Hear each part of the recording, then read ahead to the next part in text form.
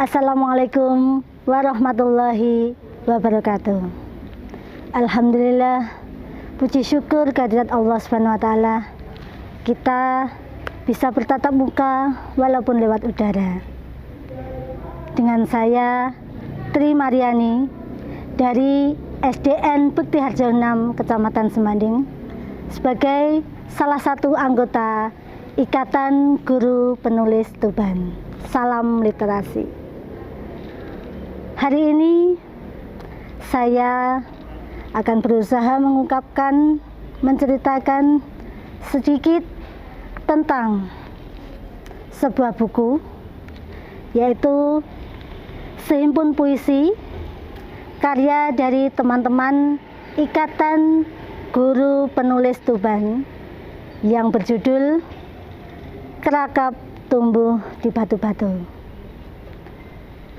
Buku ini merupakan hasil karya bersama dari 26 orang penulis Tuban dan menghasilkan karya sebanyak kurang lebih 76 puisi.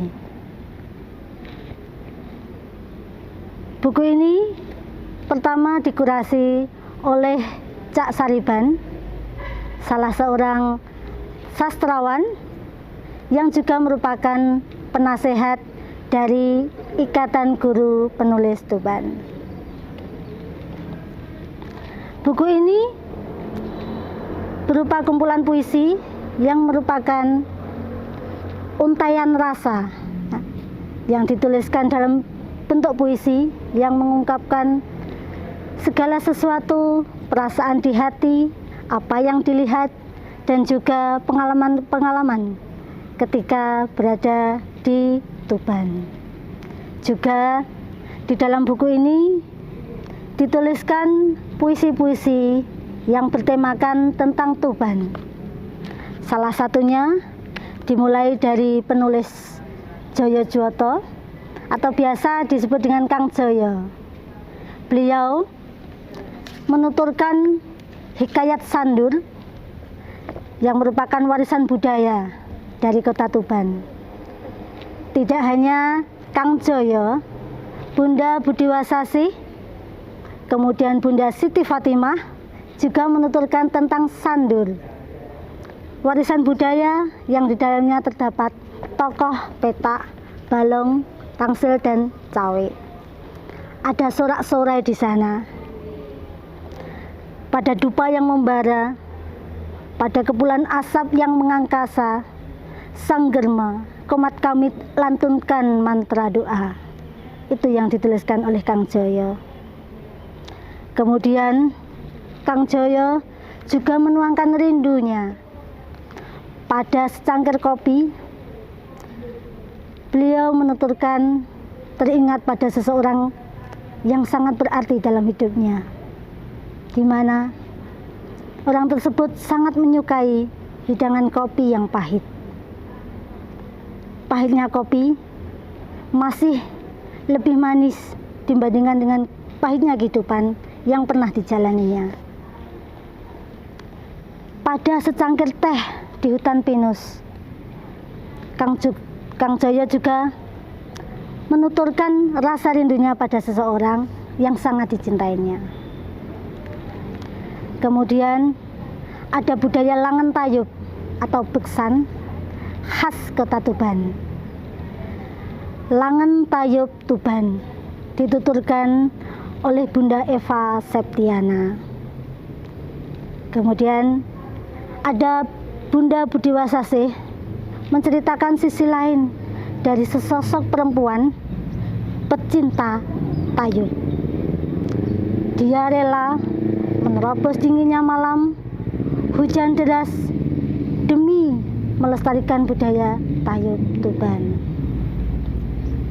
Kemudian ada karya Kerakap Tumbuh di Batu-Batu yang menjadi judul dari buku ini, dituturkan oleh Bunda Eva Septiana, mengisahkan betapa kejamnya, betapa pahitnya, betapa kerasnya kehidupan bagi seorang pemecah batu cadas di kawasan selatan kota Tuban.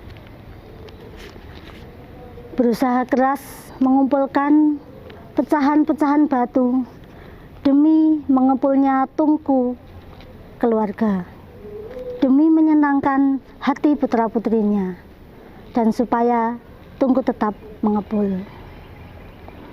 Ada Kang Komet Janaka Putra yang menuturkan pengalaman ziarah senjanya di beberapa makam para wali. Dengan sebungkus kenanga, kemudian dihaturkan kepada sang wali yang telah pergi namun meninggalkan berbagai ilmu dan warisan yang tak terhingga-hingga kini. Ada juga Mata Luka Kota Menganga, karya Kang Komet Janaka, menuturkan kejamnya kehidupan di kota, di mana di situ juga para pemimpin dengan rakyatnya yang jauh berbeda.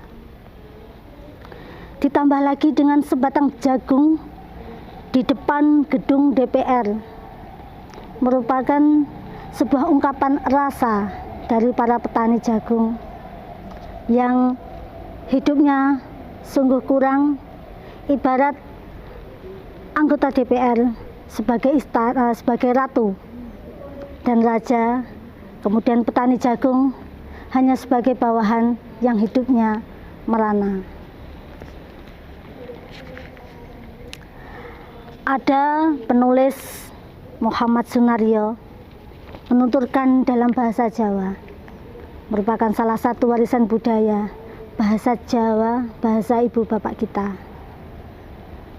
Ada Kang Setio Pamuji dengan wayang kulitnya. Kemudian Sri Huning Mustiko Tuban oleh Bunda Oktian Ika Ardian. Bagaimana dia menjadi seorang gadis kecil yang tak sempurna, ingin memiliki kehidupan yang sempurna dengan ayah bunda yang sempurna pula. Ada Bunda Titi Istiana memuisikan Tuban Bumi Wali, hampir sama dengan Bunda Siti Umi Hoiriyah, menceritakan Ahad paginya di Bumi Wali, bagaimana setiap pagi melantunkan sholawat supaya mendapatkan syafaat. Ada Bunda Nur Solihah dengan ayat-ayat kenyang, menuturkan bagaimana padinya mulai membengkak. Kemudian beliau membuat masakan-masakan yang disukai oleh para petani supaya bisa merawat tanaman padinya dengan baik dan menghasilkan sesuatu yang bisa membuat kenyang seluruh anggota keluarga, bahkan seantero masyarakat di Tuban. Ada tokoh M. Khairul Rohid Rafiq yang merajut Satu Negeriku dengan catatan paginya. Ada seorang peziarah menceritakan pada hari pertama berziarah ke suatu makam, pada hari kedua berziarah ke makam yang lainnya dengan pengalaman yang berbeda, hingga menjelajah kota Tuban yang terkenal dengan kota Bumi Wali.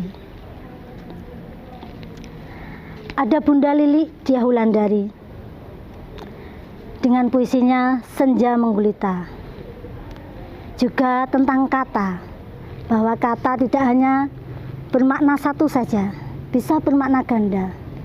Sebuah kata bisa membuat suka, bahagia, namun juga bisa membuat kita kecewa, bahkan merana, dan menghancurkan nama kita.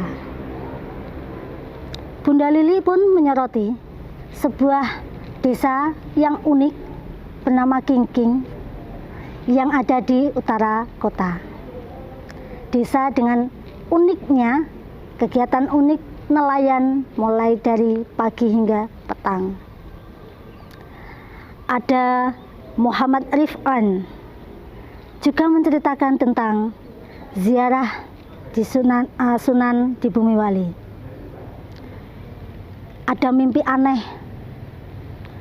yang menceritakan pengalamannya yang sama sekali tidak terduga.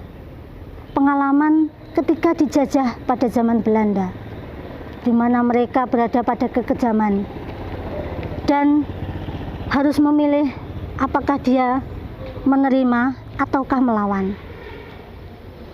Ada Sang Gapura mengisahkan tentang lambang kota Tuban, kuda yang ditunggangi oleh Ranggolawe.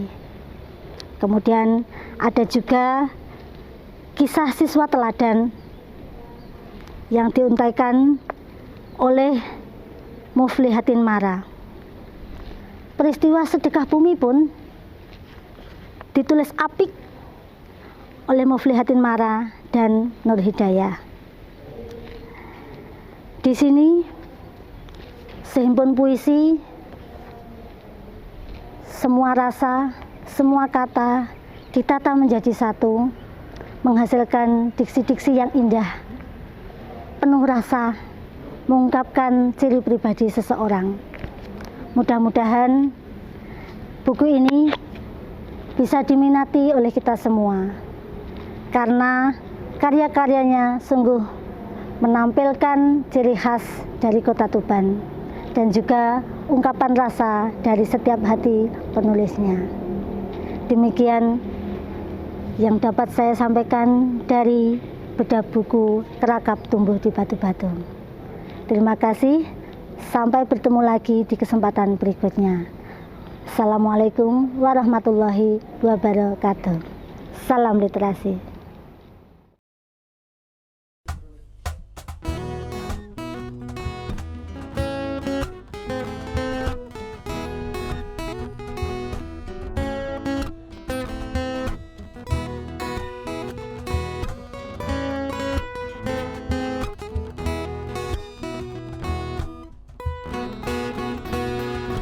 Ida menembus sudah cahaya, udara tebal kabut, kaca hitam lumut.